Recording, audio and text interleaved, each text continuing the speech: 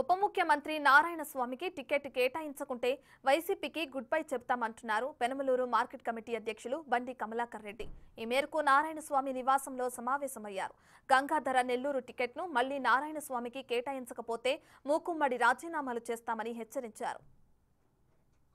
పూర్తిగా పోషింది ఈ రోజు తిరుమల మండలంలో బానిసత్వమే లేదు. బానిసత్వం అనే మాటకు తావే లేకుండా పోషింది ఈ రోజు.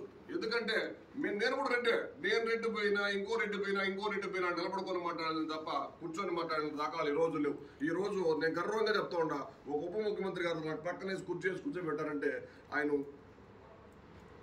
దండం పెడతారు. ఇప్పుడు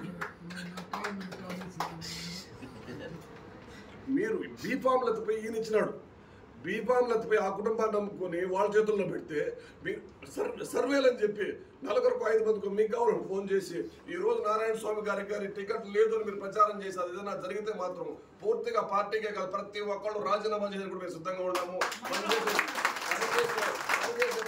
ఏ విధంగా లేము. నేను మొన్ననే ఒక ప్రెస్ మీట్ లో చెప్పిన ఆయన అప్పుడప్పుడు ఆవేశపరుడే కానీ అవినీతి పరుడు కాదని. ₹1 నారాయణ స్వామి గారు లంచం తీసుకుంటే చెప్పండి 5 లక్షలు పిలిచి మీకు అప్పుడే ఇస్తానని చెప్పినాను. ఒకవేళ ఏదన్నా మీ కుట్రలో కుతంత్రాలతో మీరు ఏదన్నా తలపెడితే మాత్రం సామూహిక ఆత్మహత్యలు చేసుకుంటాము, పూర్తిగా పార్టీకి రాజీనామా చేస్తామని చెప్పి కూడా జగనన్న గారికి ముందు జరిగిన ఈ పెద్దిరెడ్డి గారు మీరు గమనించాలా, వైవి సుబ్బారెడ్డి గారు మీరందరూ కూడా మీరు మా ఇంటికి వచ్చి కాఫీ తాగేదని కూడా ఎంత ఇబ్బంది పెట్టారో, మంత్రి గారు ఏ విధంగా కలిగిరికొండకు వచ్చినట్టు ఏ విధంగా తీసుకొచ్చారో ప్రతి ఒక్కళ్ళు ఎక్కడ ఉండేవాడు అక్కడే ఉండాలా, ఎక్కడ ఉండేవాడు ఆడేవాడు ఉండాలా, ఏ రెడ్డి అయినా ఆడేవాడు ఉండాలా, ఏ మాలవాడైనా మాది కూడా వాడు చూసే చిన్న చూపే విధంగా ఈ రోజు ఆ విధంగా లేదు. మండలం ఎంతో ముందుకు పోయింది, ఎంతో మార్పు వచ్చింది.